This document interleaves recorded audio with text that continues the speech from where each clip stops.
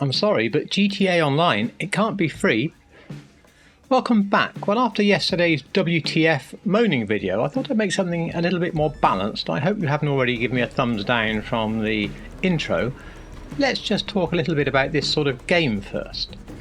GTA Online is, of course, a live service game.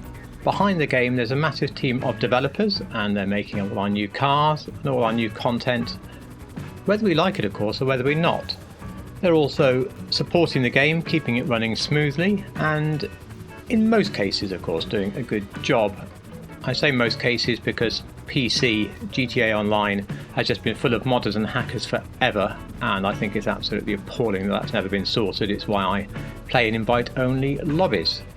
Still, as I said at the beginning, it can't be free. Somebody has to pay for all this, and up till recently that has been the buyers of shark cards, of course.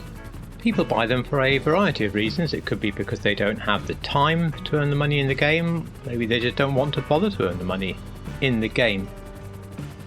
And people like myself, who don't put any real money into the game, well, we have to appreciate that those people are paying for our online experience. For my sins, I also play another so-called free-to-play game, which is Star Trek Online. I've been playing it for over 10 years, and it's been the same all the way through. The game has been constantly evolving and changing with the mechanics, the ships, etc. And somebody's had to pay for it, and it's been the people who have put money into the Zen store in this case to purchase items that they didn't want to wait to earn the in-game currency for. Also, there are regular events. They make sure you keep playing, and you can buy yourself out of the event and just have the prize. Some people have spent thousands and thousands of dollars on the game, and I haven't, and again, they've paid for my game. So that is one method of paying for these games. The other is, of course, a regular subscription, with games like Elder Scrolls Online charging you so much money per month. In fact, that's the reason I've never even tried that game for free, because I'm worried I might like it. Now we turn to FOMO, the fear of missing out. Now, Rockstar could learn a thing or two from Freepik, the developers of Star Trek Online, because that game has taken FOMO to the absolute top degree. They mainly use it to keep you playing, so you log in every day, if only for a few minutes, to play the current event. But the prizes from these events can literally change the meta in the game, and if you miss that prize that was so easy to get for your entire account, you could end up paying very dearly to get that prize for even one character.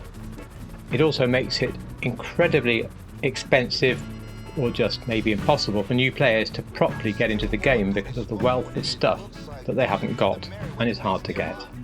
The prices in the game are utterly ridiculous. They're not microtransactions at all.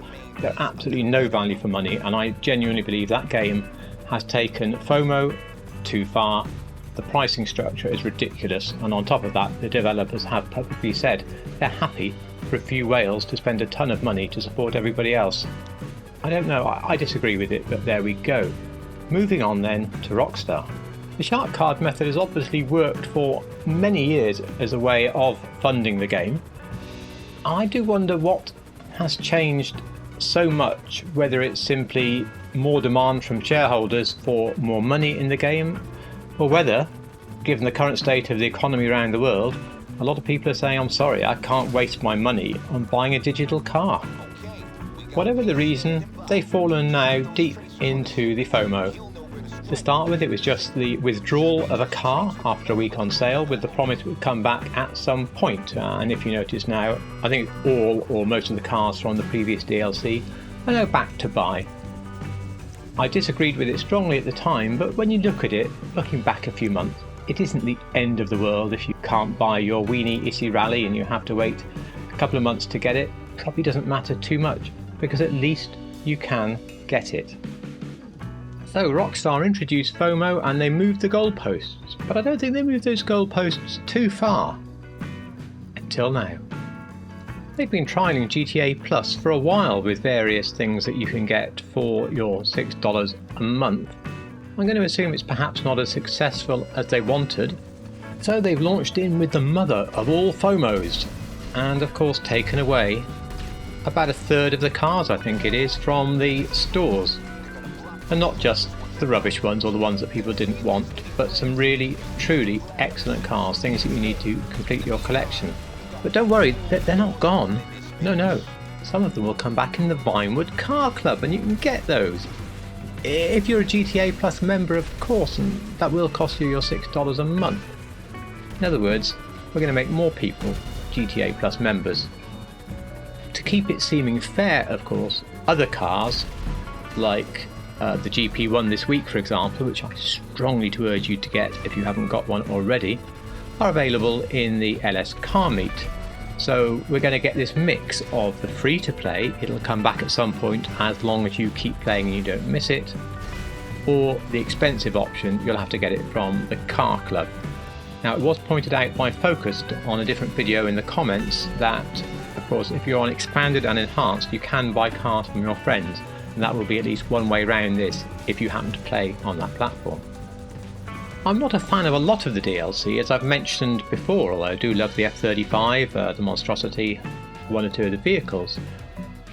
But overall I found it a little bit dry, but that's not my complaint here. Now my complaint is that the goalposts haven't just been moved, they've been sawn up and thrown into the sea. To suddenly try and force people so quickly and so suddenly down the route of subscription, it's frankly wrong. It's completely wrong. It's way worse than FOMO. Yes, the game has to be paid for. This is not the way to do it. So where does it leave us going forward? Well, the only way, of course, is to take a stand. Nobody in Star Trek Online has done it. There's just whinging in forums and stuff, but there's enough people chucking the money in, so the game carries on running. I think it's very successful. Well, here, this is the one chance before GTA 6 to try and at least curb the greed of Rockstar. They're going to fund GTA 6 either by a subscription model, I think that's quite likely, or again by a so-called free-to-play, but actually you won't get a great experience unless you pay something. Now, I've already accepted these games have to be paid for by somebody.